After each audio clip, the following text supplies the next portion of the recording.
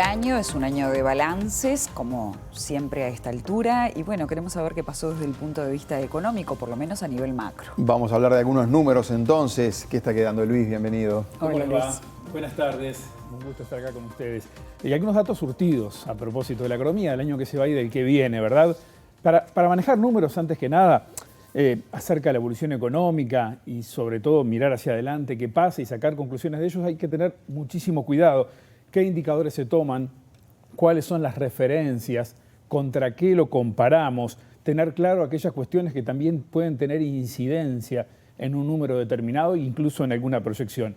Por eso no tengo ninguna intención de pronosticar ahora, sino basándome en los números y en otras opiniones poner algunos números sobre la mesa.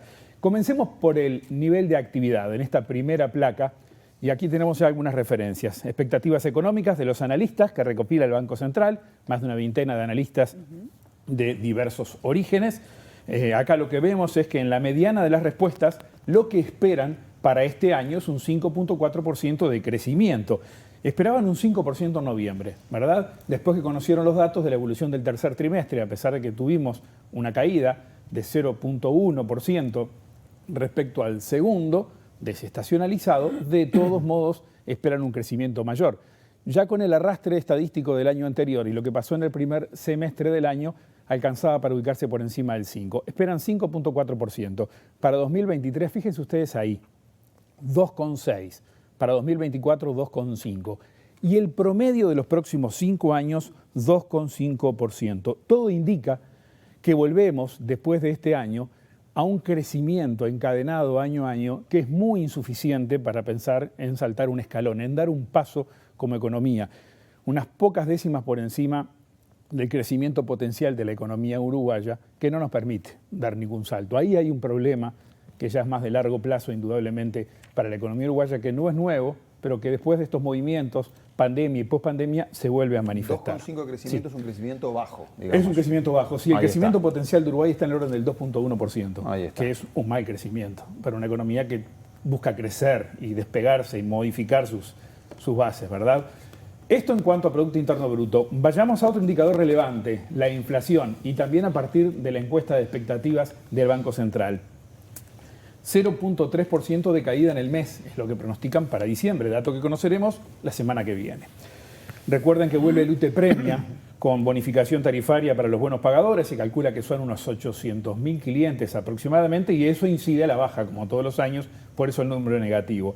En 2022 8,4, 7,3 en 2023, para 2024 ese 6,8%, fíjense ustedes que en ninguno de esos años todavía metiéndose en el rango meta, que es el objetivo que persigue el Banco Central. La gráfica que acompaña, pueden ver ustedes allí, que lo que nos indica es que cómo en el paso de los meses se ha ido abriendo una expectativa que aguardaba inflación mayor para este año y para los 24 meses bastante menor. De todos modos, por encima, como les decía, de lo que es el dato del rango objetivo meta del Banco Central.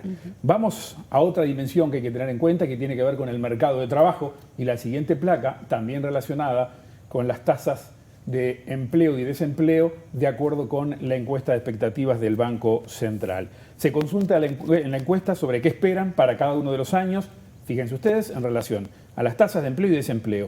Son promedios anuales, independientemente de las oscilaciones mensuales de un indicador basado en una encuesta de hogares. Al lado está la oscilación de la tasa de empleo, esa caída grande es la pandemia, la recuperación después, y los cambios son muy pequeños. Tomemos como referencia para ver dónde estamos con esas tasas. Fíjense ustedes que varía muy poco, 2022, 2023, sí. 2024, prácticamente que nada. Y si esto es una encuesta, además el más menos de error es bastante amplio. Tomemos como referencia que el promedio enero-noviembre de este año, falta un mes para cerrarlo, es del 57% del empleo, ahí estamos, y en la tasa de desempleo es 7,9%, casi sin cambio.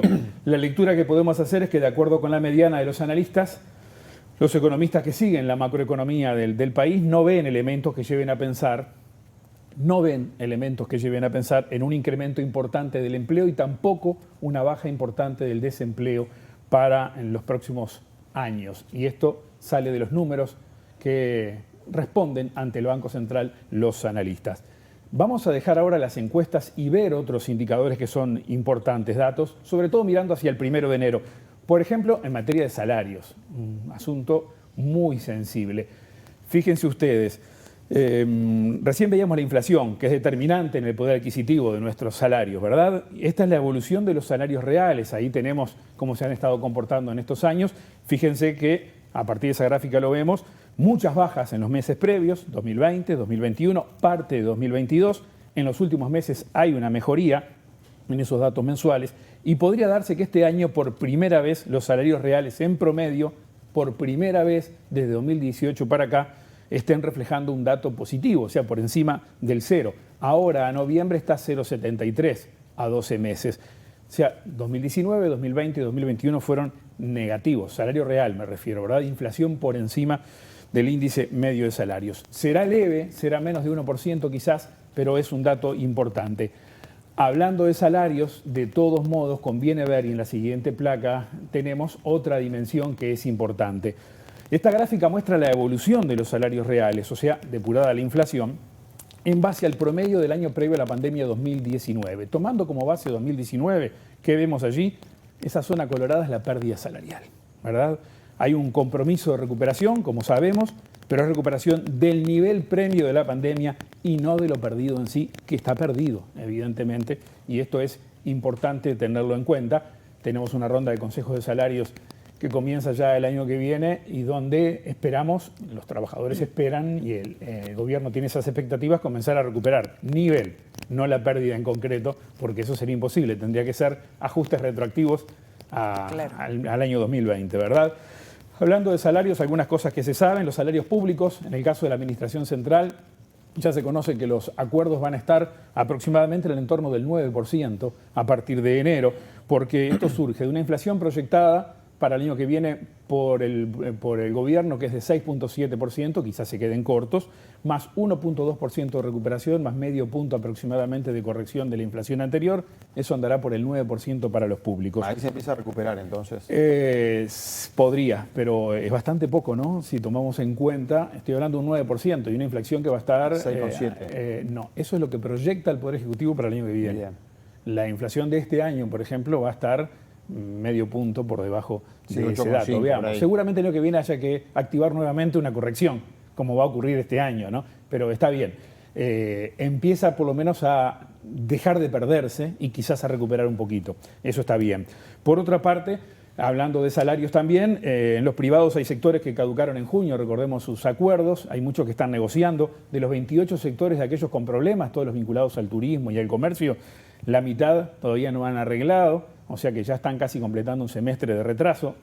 Se supone que por estas horas se están cerrando una cantidad de convenios.